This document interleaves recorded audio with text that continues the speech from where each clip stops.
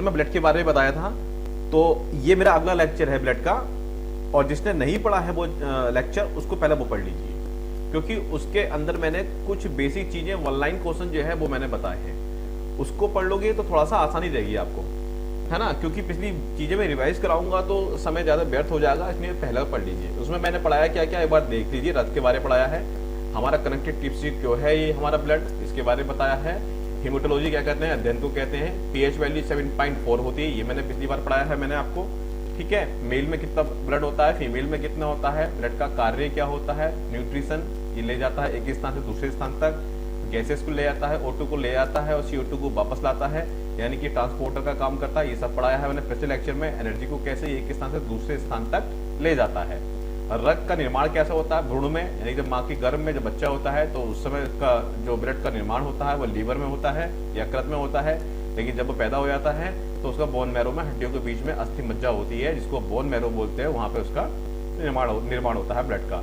इसमें हीमोग्लोबिन पाया जाता है, हीमो को आयरन बोलते हैं। बहुत सारी चीजें बताई थी मैंने, ठीक है। अभी तो मैं ऐसे बता रहा हूँ, ये सब चीजें मैंने पढ़ाई हैं, इसको पढ़ लेना। और इसके अंदर भाई कॉकरोच का रंग जो होता है सफेद क्यों होता है, क्योंकि उसमें लिम्फ पिगमेंट पाया जाता है, पिगमेंट में रंग देने वाला वर्णक। ऐसे ही ऑक्टोपस के अंदर नीला होता है, ये पढ़ लेना, है ना। तो हीमोग्लोबिन की मात्रा कितनी होती है पर 100 ml के अंदर, ये सब मैंने वन लाइन क्वेश्चन बताए थे मैंने। हाँ, धमनी और आर्टरी के बारे में, यानी कि और वैन सिरा के बारे में मैंने बहुत कुछ बताया था, ये सब आप पिछले लेक्चर में जाकर पढ़ लेना, है ना। शुद्ध रक्त होता है वो आर्टरी में बहता है, यानी कि धमनी में, क्योंकि इसमें ऑक्सीजन होती है, ऑक्सीजनेटेड ब्लड बोलते हैं। शुद्ध रक्त का मतलब होता है ऑक्सीजनेटेड ब्लड। और जब कार्बन डाइऑक्साइड ब्लड के अंदर होता है तो वो अशुद्ध रक्त कहलाता है, ये वैन में यानी कि सिरा में बहता है। ये सब पढ़ा चुका हूं मैं, जिसको डीऑक्सीजनेटेड ब्लड बोलते हैं।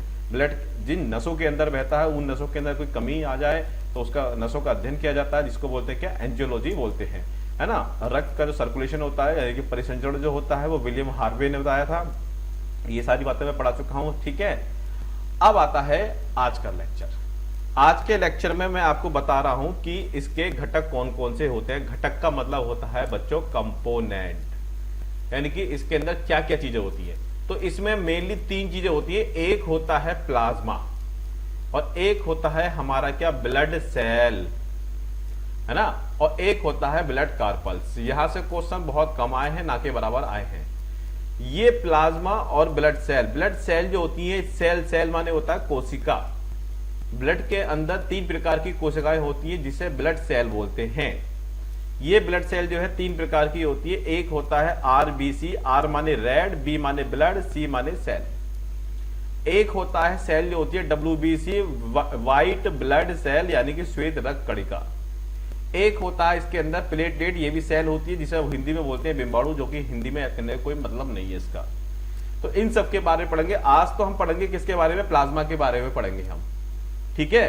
तो प्लाज्मा क्या होता है, सारी बातें पढ़ेंगे। प्लाज्मा टेस्ट आपने सुना भी होगा कोरोना काल में, क्या होता है, क्यों प्लाज्मा जरूरी होता है, इसके सबके बारे में जानकारी हम लेंगे, ठीक है।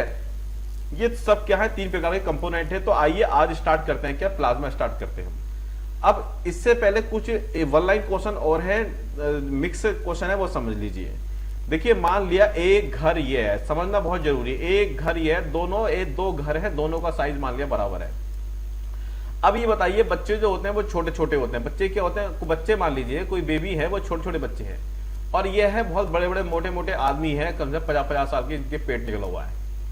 अब ये बताइए, इस घर के अंदर या इसको दोनों सेम घर ही है, इस घर के अंदर छोटे छोटे बच्चे ज्यादा जाएंगे या मोटे मोटे बच्चे ज्यादा इसमें रह पाएंगे, छोटे छोटे बच्चे।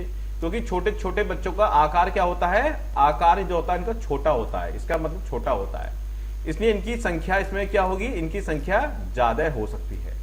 अब क्योंकि मोटे मोटे आदमी है, इनका जो है क्या साइज, यानी कि आकार क्या होता है बच्चों, इनका आकार बड़ा होता है, इसलिए इनकी इतने ही बड़े घर में इनकी संख्या क्या होगी, कम होगी। मेरा समझाने का मतलब यह है कि जिसका आकार छोटा होगा वो ब्लड के अंदर संख्या में ज्यादा होंगे, और जिनका आकार बड़ा होगा वो ब्लड के अंदर संख्या में कम होंगे। अब देखिए, आरबीसी जो होता है हमारा, आरबीसी का जो आकार होता है वो छोटा होता है, और डब्ल्यूबीसी का आकार जो है क्या होता है, बड़ा होता है। अब खुद सोचिए, जब आरबीसी का आकार बड़ा होता है तो संख्या कम होगी या अधिक होगी, अधिक होगी इनकी, क्योंकि आरबीसी का आकार इस छोटा होता है। आकार छोटा है तो संख्या क्या हो जाएगी, ज्यादा हो जाएगी। इसलिए हमारे शरीर में आरबीसी की जो संख्या होती है वो ज्यादा होती है। डब्ल्यूबीसी सबसे बड़ा होता है, इसकी संख्या क्या होती है, कम होती है। प्लेटलेट बीच में होता है आकार, इसके आकार के बीच में होता है। तो इसलिए क्या होता है, इसका जो बीच में इसका संख्या होती है, यानी कि दोनों के बीच में आरबीसी डब्ल्यूबीसी के बीच में क्या होती है, इनकी संख्या होती है। डब्ल्यूबीसी क्योंकि आकार में बड़ा होता है, इसकी संख्या इसकी क्या होती है, कम होती है। आरबीसी क्योंकि आकार में क्या, अच्छा आकार की बात है यहाँ पे, आकार इसके आकार बड़ा होता है, इसका आकार सबसे छोटा होता है, और डब्ल्यूबीसी का बीच में होता है। बात क्लियर है? इस चीज से समझना, इस चीज से जो मैंने बताया इस चीज से समझना। तो हमारे शरीर में आरबीसी की संख्या ज्यादा इसलिए होती है क्योंकि उसका आकार छोटा होता है। हमारे शरीर में डब्ल्यूबीसी की संख्या कम इसलिए होती है क्योंकि उसका आकार बड़ा होता है। बात समझ आ गई? अच्छा, अब ये जो ब्लड है हमारा, ये ब्लड आखिर हमारे शरीर में कहां पे स्टोर होता है? स्टोर का मतलब गोदाम। तो बच्चों ये स्टोर जो होता है ये होता है क्या, स्प्लीन बोलते हैं, हिंदी बोलते हैं पिलीहा। पिलीहा कहां होता है ये समझ लिए, जैसे कि मान लिया ये मैं हूं, है ना, और ये मैं हूं, और मेरा यहाँ पे होता है क्या, पेट होता है, स्टोमच होता है यहाँ पे। इसी के पास में क्या होता है, लीवर होता है। लीवर के ऊपर बच्चों यहीं पर होता है पिलीहा, यहीं पर ब्लड स्टोर रहता है। हालांकि जब मर जाता है तब भी यहीं स्टोर हो जाता है। इसकी लंबी कहानी है, हम आगे पढ़ेंगे, क्योंकि आरबीसी का कब्रिस्तान यही कहलाता है पिलीहा। अभी हम ऐसे ही बता रहे हैं, बाकी इसके बारे में चर्चा हम आरबीसी में करेंगे।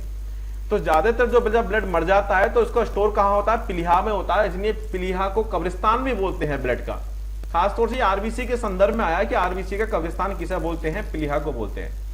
अब ये होता है कि ब्लड को हम सुरक्षित रखते हैं तो कितने डिग्री टेम्परेचर पे रखते हैं, कितने दिन तक रखते हैं, और उसमें क्या मिलाते हैं, ये एग्जाम में क्वेश्चन बना है। तो देखिए, अगर किसी को ब्लड डोनेट करना है तो ब्लड डोनेट करने के बाद मान लिया काफी समय तक उसको रखा जाना जरूरी है, अभी जरूरत नहीं है ना। तो ब्लड बैंक में जो रखा जाता है बच्चों, इसको 4 डिग्री सेंटीग्रेड तापमान पर रखा जाता है। 40 दिन तक रखो आप, और इसमें क्या मिलाया जाता है, ऑक्जेलेट, है ना। इसको स्टोर रखना है 4 डिग्री सेंटीग्रेड पर, फ्रिज में रखो, है ना, और 40 दिन तक रखिए, और इसके अंदर मिलाया जाता है क्या, ऑक्जेलेट। इसके अंदर एक वर्ड और बता दो, मेरे दिमाग में आ गया है, जो कि इस चैप्टर से अलग है। फार्मेलिन क्या होता है? देखिए, फार्मेलिन इस चैप्टर से मतलब नहीं है, फ्री बता दिया मैंने फार्मेलिन क्या होता है, ठीक है। देखिए, फार्मेलिन वास्तव में फार्मल्डिहाइड, एक जो केमिस्ट्री में वर्ड होता है, एक पदार्थ होता है फार्मेलिन। उस फार्मेलिन का 40% जलीय विलयन जो होता है फार्मल्डिहाइड का 40% घोल जो होता है, 40% पानी मिला दो उसके अंदर, है ना। एक फार्मेलिन है, उस जितना फार्मेलिन है उसका 40% उसमें पानी मिला दो तो उसे बोलते हैं क्या, फार्मल्डिहाइड, सॉरी फार्मेलिन। दोबारा बता रहा हूं मैं, फार्मल्डिहाइड, जितना फार्मल्डिहाइड है उसके अंदर जितना फार्मल्डिहाइड है उसका 40% पानी मिला दो, उसे बोलते हैं फार्मेलिन। ये क्या काम आता है, ये चीजों को प्रिजर्व करने में, संरक्षित रखने में काम आता है। जैसे कि मान लिया जो घटिया टाइप के दूध होते हैं, जो मिल्क होता है, उसको स्टोर, वो खराब नहीं होता है। क्यों? अब तो ऐसे ऐसे भी दूध आ रहे हैं जो कि 90 दिन तक चल जाते हैं, उसको नहीं पीना चाहिए, उसमें फार्मेलिन होता है ना। वो काफी दिन तक दूध को प्रिजर्व कर रखता है ना। टोन मिल्क को आपने देखा होगा, अभी शायद कुछ लोग जानते हो, कुछ नहीं जानते होंगे। या जूस आते हैं मार्केट के अंदर, उसके अंदर फार्मेलिन मिलाया जाता है, वो काफी दिन तक वो संरक्षित रहते हैं। लेकिन फार्मेलिन हमारे शरीर के लिए क्या है, हानिकारक है। इसी प्रकार से जैसे कि आपने देखा होगा, प्रयोगशाला में देखा होगा, प्रयोगशाला में यदि कोई जीव जंतु मर जाता है उसको आपको दिखाते हैं काफी समय तक, एक बोतल में रखने के बाद काफी समय तक उसको दिखाते हैं, है ना। वो जो जंतु होता है वो खराब नहीं होता, मरा हुआ होता तब भी, क्योंकि उसको जिस घोल में मिलाते हैं उस घोल को क्या बोलते हैं, फार्मेलिन बोलते हैं। फार्मेलिन क्या होता है, फार्मेल्डिहाइड का 40% एक्वस सॉल्यूशन, यानी कि जलीय विलयन कहलाता है हमारा, फार्मेलिन बोलते हैं। फार्मेल्डिहाइड का 40% जलीय विलयन। आइए पिलीहा के बारे में क्वेश्चन। पिलीहा क्या है? पिलीहा एक थैलीनुमा संरचना होती है जो अमाशय बोलते हैं, स्टोमच बोलते हैं, इसके पीछे होता है, जो मैंने यहाँ बताया ये आपका स्टोमच है, इसके पीछे होता है कि आपका पिलीहा होता है, ये पिलीहा ना। ऐसे तो मैंने दिखा दिया है, वास्तव में पीछे होता है। इसी को क्या बोलते हैं, रक्त का भंडारण बोलते हैं। किसको? स्प्लीन को, यानी कि पिलीहा को। आगे चर्चा करेंगे आरबीसी में। इसकी क्षमता कितनी होती है? इसके अंदर 240 ml ब्लड रहता है, इसके अंदर 240 ml ब्लड रहता है, लेकिन वो डेड अवस्था में होता है, अभी बताएंगे आपको। रक्त का शुद्धिकरण और रक्त का छानना, देखो बच्चों दो चीजें होती हैं, एक होता है प्यूरिफिकेशन, ठीक है, एक होता है प्यूरिफिकेशन, एक होता है फिल्ट्रेशन। दोनों ही क्वेश्चन अलग है, ये दोनों ही क्वेश्चन अलग है। देखिए एग्जाम में कई बार क्वेश्चन आया है कि ब्लड का प्यूरिफिकेशन क्या कहां होता है, ब्लड का फिल्ट्रेशन कहां होता है, दोनों क्वेश्चन अलग है।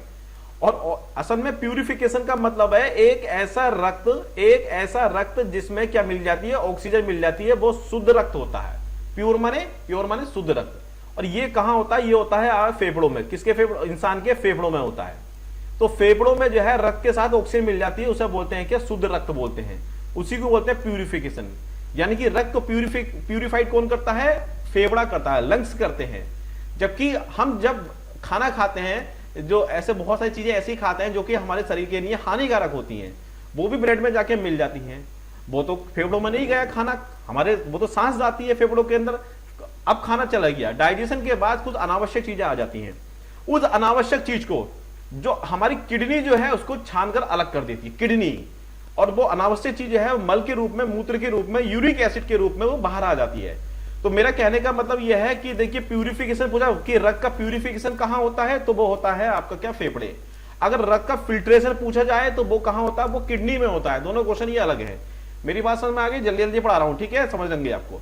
अब आता है प्लाज्मा के बारे में। ये प्लाज्मा क्या होता है? देखिए, पहली बात तो समझ लीजिए, मान लिया ये ब्लड है, किसी कोई इंसान है, किसी इंसान के शरीर में 100 लीटर खून है, मान लिया। अभी ऐसा मान लीजिए 100 लीटर खून है, ऐसा मान के चलिए। हालांकि 100 लीटर नहीं होता, लेकिन समझाने के लिए बता रहा हूं मैं आपको। अब इस 100 लीटर के अंदर क्या होता है? इसके अंदर बच्चों 55% जो होता है ये प्लाज्मा होता है। ये होता है प्लाज्मा, 55%। अब 45% क्या होता है इसके अंदर? 45% होता है इसके अंदर क्या? जो अभी हमने पढ़ाया नहीं है, आरबीसी, डब्ल्यूबीसी, और एक होता है क्या हमारा? प्लेटलेट्स। ये भी पढ़ाया नहीं है। ये 45% होते हैं। अब आप खुद बताइए कि आपके रक्त में सबसे ज्यादा क्या होगा? आरबीसी, डब्ल्यूबीसी, प्लेटलेट या प्लाज्मा? या प्लाज्मा। तो जाहिर सी बात है प्लाज्मा ही अकेला 55% मैंने दिखा रहा हूं यहां पे। तो हमारे रक्त में सबसे ज्यादा मात्रा किसकी होती है? प्लाज्मा की होती है। अब इस प्लाज्मा को भी तोड़ना हो, इसमें प्लाज्मा में क्या क्या होते हैं? इस प्लाज्मा में ध्यान रखेंगे 3 पार्ट में बांट रहा हूं मैं। इस 55% का 90% भाग जो होता है क्या होता है बच्चों? जल होता है, जल, H2O। यानी कि हमारा शरीर में रक्त में सबसे ज्यादा क्या है? पानी है, जल है। इसलिए कभी रक्त की कमी हो जाए, किसी को ब्लड डोनेट करने के बाद हो जाए, तो आधे से ज्यादा प्लाज्मा बहुत बड़ा रोल होता है हमारे शरीर में। तो बहुत सारे रक्त की पूर्ति तो जल पीने से ही हो जाती है। तो 90% इसमें क्या होता है? जल। 55 का 90% क्या होता है? जल होता है हमारे शरीर में, यानी खून में। और वो भी खून के कौन से भाग में? प्लाज्मा में बच्चों। अब आता है और क्या होता है? 9% जो होता है वो होते हैं इसके अंदर क्या? प्रोटीन होते हैं इसके अंदर। और 1% क्या होता है इसके अंदर? अन्य तत्व होते हैं। तो देखो 90, 9, 99 और 100। आइए इसके बारे में डिस्कस करते हैं। इससे पहले एक चीज देखिए, इससे पहले एक चीज और देख लेते हैं, है ना। अभी आते हैं, देखिए रक्त जो होता है, रक्त का रंग जो होता है क्या होता है? लाल होता है। ये क्या है? लाल रक्त है। वास्तव में लाल रक्त क्यों होता है इसके अंदर? क्योंकि इसके अंदर एक पाया जाता है आरबीसी, जिसकी हमने अभी चर्चा नहीं करी है, अगले इसमें लेक्चर में करेंगे। अब आरबीसी में क्या होता है बच्चों? इस आरबीसी के अंदर पाया जाता है हिम, पाया जाता है। हिम को बोलते हैं क्या? आयरन बोलते हैं, या आयरन बोल दो, एफी बोल दो, या लोहा बोल दो। इसी लोहे के कारण, हिम के कारण से आरबीसी का रंग लाल होता है। और यह आरबीसी पूरे ब्लड पर अपना प्रभाव छोड़ता है, इसलिए पूरा ब्लड जो होता है हमें लाल दिखाई देता है। लेकिन जब प्लाज्मा को अलग निकाल लोगे, जब इस प्लाज्मा को आप अलग निकाल लोगे बच्चों, तो वास्तव में क्या होता है? इस प्लाज्मा के अंदर हिम नहीं पाया जाता, यानी कि आयरन नहीं पाया जाता, यानी कि लोहा नहीं पाया जाता। ठीक है, ये नहीं पाए जाते हैं। इसलिए इसका कलर जो होता है अलग निकालोगे, आरबीसी से अलग निकाल के देखोगे, क्योंकि इसमें हिम प्लस ग्लोबिन, यानी कि हिम समझिए आप, हिम नहीं पाया जाता। या पूरा हीमोग्लोबिन बोल दीजिए। ग्लोबिन वास्तव में प्रोटीन है, हीमोग्लोबिन नहीं पाया जाता है। इसलिए इस प्लाज्मा का रंग जो होता है कैसा होता है? पीला होता है। क्या होता है? पीला रंग होता है, येलो होता है। तो रंग का क्या होता है? हल्का पीला रंग होता है इसका। और कितना पाया जाता है प्लाज्मा? 55% प्लाज्मा पाया जाता है। इस पीले चीज को ही, इस पीले भाग को ही हम क्या बोलते हैं? इसमें बिलिरुबिन पिगमेंट बोलते हैं। पिगमेंट माने रंग देने वाला। तो कौन सा पिगमेंट के कारण से पीला रंग होता है प्लाज्मा का? बिलिरुबिन। ध्यान रखिए, इसको कई सारे नाम से जानते हैं जो आगे चर्चा करेंगे। इसको हम बाइल जूस भी बोलते हैं, इसको बिलिरुबिन भी बोलते हैं, है ना। और एक दो नाम और हैं, चर्चा करेंगे अभी हम आगे चल के इसी चैप्टर में। चलिए साहब, अब देखिए 90% क्या होता है? जल होता है। छोड़ दो इसको, अब समझ में आ गया आपको। एग्जाम में आया, छोड़ने का मतलब ये नहीं छोड़ दो, मतलब इस शायद समझने का नहीं है। अब 9% इसमें क्या होता है? 9% जो होता है इसके अंदर क्या होता है? प्रोटीन होते हैं। देखिए इसके अंदर प्रोटीन, जल्दी जल्दी नाम ले रहा हूं मैं, इसके बारे में भी बता रहा हूं मैं। एक होता है थ्रोम्बिन, मुंह से बोलना है आपको, थ्रोम्बिन, थ्रोम्बिन।